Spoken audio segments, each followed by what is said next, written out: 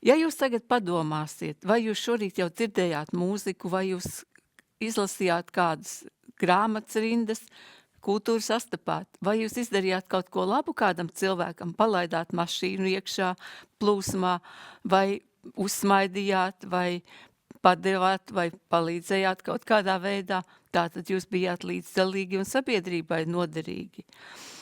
Un šie ir abi jēdzieni, par kuriem mēs jūs aicināsim šodien padomāt, lai pieņemtu lēmumu, vai jums interesē piedalīties projektā, ko Latvijas Nacionālais kultūras centrs, programma Latvijas skolas soma, ir uzsākusi un kas ilgs vairāku gadu garumā.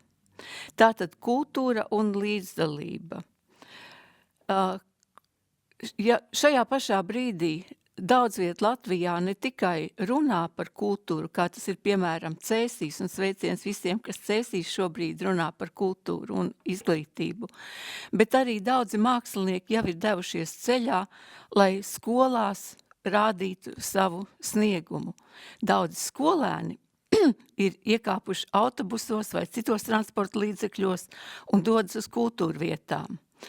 Tādu situāciju bija grūti iedomāties pirms gadiem 10, bet tagad tas tā ir, un 98% Latvijas skolēnu ir ieguvuši iespēju pieredzēt kultūru. Bet mums radās nākamais jautājums.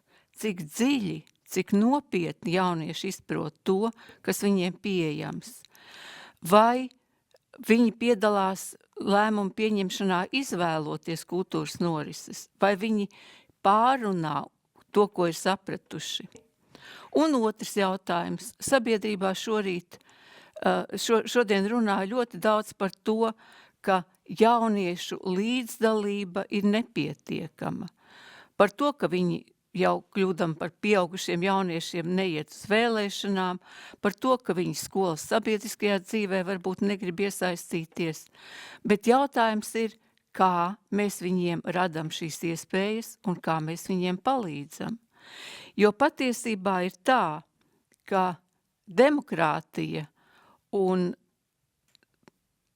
līdzdalība ir cieši saistītas, demokrātija un brīvība ir cieši saistītas, un tās nav pašsaprotamas lietas.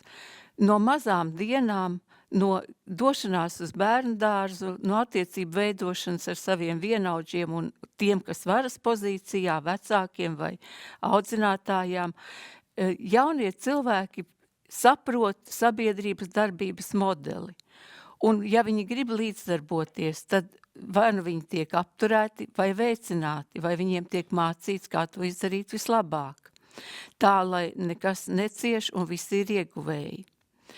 Pat ja mēs iemācamies zināšanas, pat ja mēs apgūstam prasmes, bet ja mums nav šīs iekšējās pārliecības, ka ir svarīgi līdzdarboties, tad nekas īsti nenotiek. Bez kopīgi pieņemtām morālām vērtībām nestrādās ne tiesiskums, ne demokrātiska valsts un vide. Par to visu mēs esam plānojuši runāt šajā seminārā, un ne tikai runāt, bet darīt, mācīties darīt, jo līdzdalība ir cieši saistīta ar piederību un atbildību. Tad, kad es varu piedalīties kaut kā tapšanā, vai tas būtu klases pasākums, vai tas būtu kopienas vides pilnveidošana, es jūtos piederīgāks. Un ja es jūtos piederīgs, tad es jūtos atbildīgs. Šī ir mana ietekmes sfēra kopā ar citiem. Ikviena cilvēka nepieciešamība justies piederīgam ir tāda pamatsajūta, kas nosaka konstruktīvu vai destruktīvu uzvedību, spēju būt tolerantam, iecietīgam vai arī aiziet kaut kur vienatnē un domāt negatīvas domas. Kur šeit palika kultūra? Kultūra ir tā vide, kurā demokrātija mācās dzīvot. Kultūra bez demokrātijas ir skaisti līdzenās rindās sastājušos marionešu kopums. Tā ir procedūra, nevis pieredze. Bez demokrātijas kultūra kļūst pragmatiska, dekoratīva un kontrolēta. Mēs gribam to spuraino kultūru, kura mudina domāt, kura ļauj izteikties un kura ir patiesa. Un te nu tas sajiet kopā. Kultūra iedrošina un iedvesmo, projekts rada iespēju darīt. Kultūra bieži ir tā, kas sajūt, ka kaut kas nedarbojas, kaut kas nav tā, kā vajag, kāds ir palicis nomalē, kādam netiek pievērsta uzmanība. Un mākslinieki ir tie, kuri formulē, un katrs ar saviem izteiksmes līdzekļiem izceļ to, ko sabiedrība vēl nespēja pateikt. Un te ir mūsu nepieradinātā māksla vai laikmatīgā māksla no pagājušā gadsimta sākuma, no šī gadsimta sākuma un no visa pa vidu. Māksla, kultūra, kas kaut ko mums saka, kas mūs brīdina, kas mūs aicina, mācīties būt noderīgam, būt iederīgam un nepazaudēt savu īpašo raksturu, savu īpašo lomu.